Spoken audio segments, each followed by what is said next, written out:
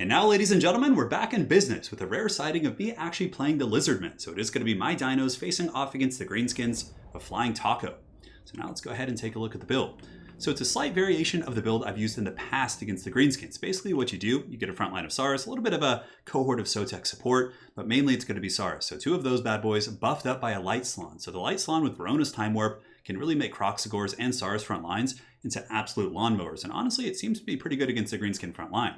The Saurus, when buffed up and supported by Kroxigors, can deal with Biggins. You can smash Blackworks with the Kroxigors. It's very, very strong for sure. Now what the Greenskins do to kind of counterplay that, they can have Daka lines. There's two variants. There's the Greenskin Daka line, and then there's the Greenskin Monster play. And in this case, Flying Taco has opted to go for the Glorious Monster play. So he has a Rogue Idol and a Giant. Now what this build actually was pre-patch, like before the DLC for the Greenskins, was simply two Giants. As such, to slightly adjust to it, I did switch one of my two Salamanders I usually bring into a Razordon hunting pack to bring down the big boy, and then I do also have the Umbral Tide to blast him with some juicy fire. A Light Sun, like I said, does also have Nets and Foz protection. We have a couple Cold Wind Riders, so not Spear Riders, just figured I'd get the regular ones to just be better sweepers against infantry as well as Cav units. I mean, slightly less effective against Cav, but I think the benefit of having them against the Greenskin infantry swarms is quite nice. So yeah, two Cold Wind Riders, and that's pretty much it. A little bit of skink support on the flanks, of course, with cohorts, and that's going to be all she wrote. So now for Flying Taco's army, he's got Night Goblins here, of course, the Glorious Fanatics, Goblin Wolf Riders Archers to deal with like Pterodon Riders, give some mobile Daka and just battlefield presence. He's got a bunch of Spider Riders for sure, so it's going to be tough to protect my Salamanders. He's got a fair amount of mobile units and also a wide amount of infantry, but really the main core of his army is going to be Rogue Idol, a Giant, two Blackworks who have gotten reworked aesthetically speaking. You can see they actually look like Blackworks now. They're pretty badass looking for sure. But a scary combo. It's got an Orc Shaman with Brainbuster to blow up my Saurus and Skinks. Rogue Idol here to pound down my infantry and Kroxigors, and the Rogue Idol is actually quite good against monstrous infantry. Big boss, Grimgor is actually going to be the pick. So Wild Grimgor has appeared. He does have your next. So if he's able to catch my Salon slipping, get his Giant and his Rogue Idol beating down my Salon, it's certainly going to be some squashed Toad. Now that's pretty much it for my army here, guys. Let's go ahead and jump into this battle and have some fun. So I also forgot to mention I have a couple of Chameleons, which I think are a staple in this matchup. Very good at poking the Giant here. You can see we've already done probably upwards of like 500, 800 damage against this bad boy. Certainly very cost effective for those little skink boys. So now my main battle lines are going to be squaring up to Flying Taco's advance. I do send forward the Umbral Tide, but Flying Taco does see this coming, and he grabs his Giant and actually pulls it back. In the meantime, Big Boss being kited as well. Skinks are just so damn good against so many things on the Greenskin roster, with the exception, of course, shielded goblins and some of the, Forest Goblin Spider Rider type units. And it looks like here there is going to be a glorious head smash up, but I do use Refuse to Die. So I saw it coming, was able to use Refuse to Die, so I didn't lose any models. But nonetheless, we still take some pretty big HP damage on those bad boys. So now the main fighting on the flanks has started. Night Goblins have engaged here against the Saurus Warriors, and I'm falling back in more of a defensive concave. So you can see instead of taking the engagement up here, I fall back with the Skinks, just trying to play a little bit more defensively. And of course the Saurus Warriors are beating down the Night Goblins, but we have yet to see the Fanatics, which I'm sure will be coming in just a moment. So in this case, with big pressure coming in from the Greenskins, I do actually overcast the net using the Salon. So I lock down the Blackworks, the Goblin Big Boss, and I pull back my melee engagement, realizing I don't need to fight them. They're all going to be walking into a net here, and from there I should be able to poke them and get some Salamander fire. And you can also see that the Razordons are now shooting. So Razordons are going pretty balls deep here, doing some good damage against the Rogue Idol, and the Salamanders are shooting into the Giant. So that's basically the perfect situation. Over here on the far side, Skinks are fighting Goblins. A bit of a wash. It looks like my Skinks are going to lose because they have an awkward engagement angle though. Banishment goes down as well, trying to hit those Blackworks, but it did miss a little bit. And a nice Brainbuster coming in from Flying Taco, wrecking my Saurus, who are progressively losing the battle against the Blackworks. And now that the Wa is active, things are going to get a little bit scary. Rogue Idol's a little bit stuck here, but as it does stomp the yard, it should be able to beat down the Kroxigors. And yeah, you can see my Kroxigors have taken some big damage. Yep, one of those Kroxigors does get pounded to dust, it looks like, but does get back up. No, I actually lost one. I had 11 there before. So in the back line, some of the Spider Riders are coming in. You can see from Taco, some Goblins have also gotten around my flank. So basically from here, I have to pull back on my Cold Wind Riders. I need to peel this because if I don't, he's going to win that frontline engagement eventually. And if I don't have my Salamanders or my Razordons to bring down those big threats, I'm just going to get wrecked this game. Also, Grimgor is coming, telling the Salon that he needs stabbing apparently. The Goblin Big Boss is.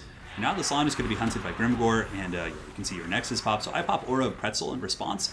But with the nerfs from Grimgor's stats, you can see I'm still at 0 and 0, despite my own buffs from the Aura of Quetzal.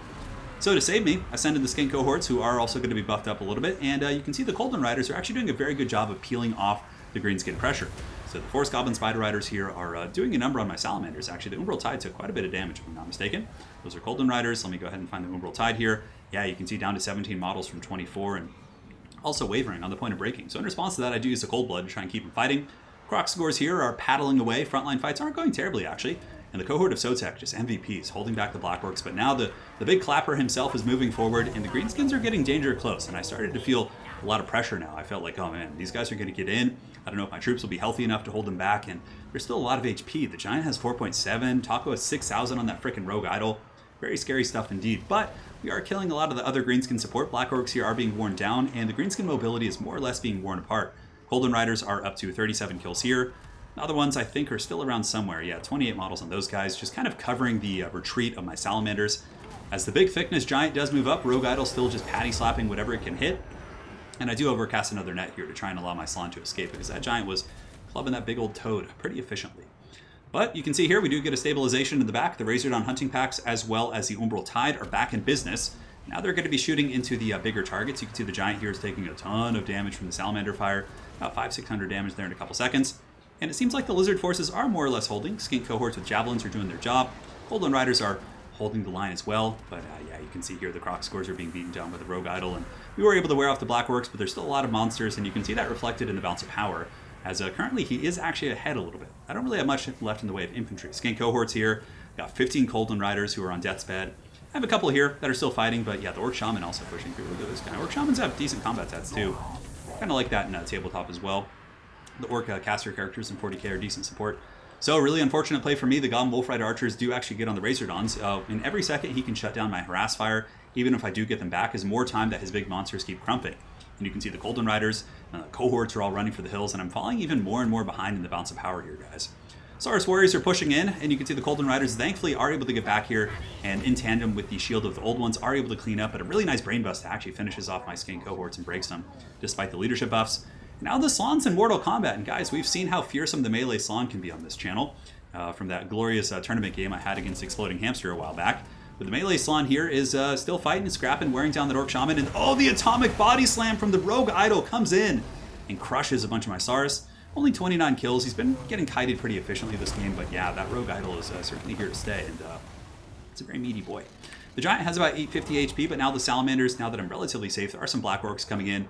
I should be able to peel them off, maybe with the Slan and a little bit of support. And also you can see that the Orc Shaman is in the danger zone up here. 10 leadership, surrounded by cav units and also some skinks, and his melee stats are pretty, or defensive stats are pretty poor. 30 armor, 20 melee defense, pretty much anything can drag him down in combat over time. I really couldn't believe the Saurus were still fighting too. I had 26 right here against the Rogue Idol, and also one mighty Skink. Look at him go. Oh, come on, Skink, live. He's the only one left applying poison to this giant Rogue Idol. Live, buddy. Oh god, he's gonna live. The Skink's gonna live. He's applying poison. Oh no, he might have gotten trampled right there. Hard to tell. No, he's getting back up. Come on, buddy. Oh, 0 HP, but somehow he's still fighting. I don't really know how that works, but yeah, he's trying his best. Maybe I used Refuse to Die or something. Bit of a weird thing. Impossible, invincible Skink, perhaps. I hope so.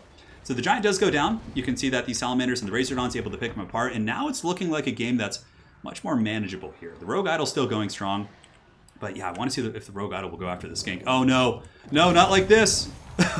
No, and the Skink does get taken out. He got crushed by the Rogue Idol, and I feel like we were all starting to get so attached to that little guy. But yeah, he's gonna be squashed into Age of Sigma probably.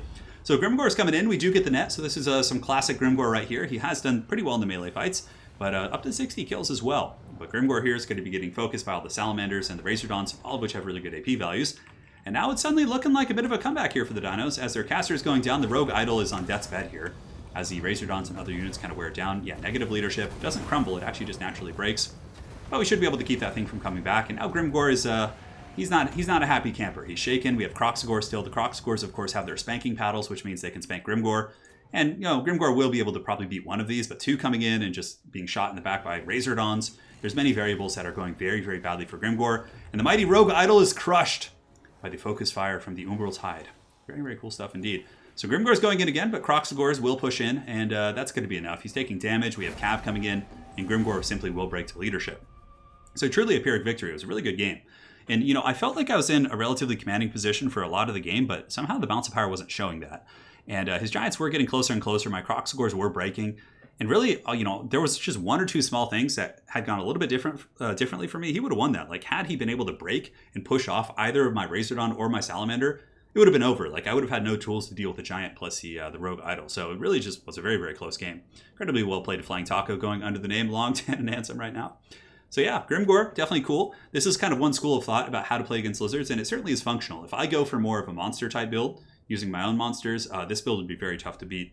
But I think the Kite is a little bit more effective against this. Taco and I actually discussed it after the game, and we both kind of agreed that the Greenskin Taco line with Wurzog and Snares is probably more effective than using Rogue Idol and Giant.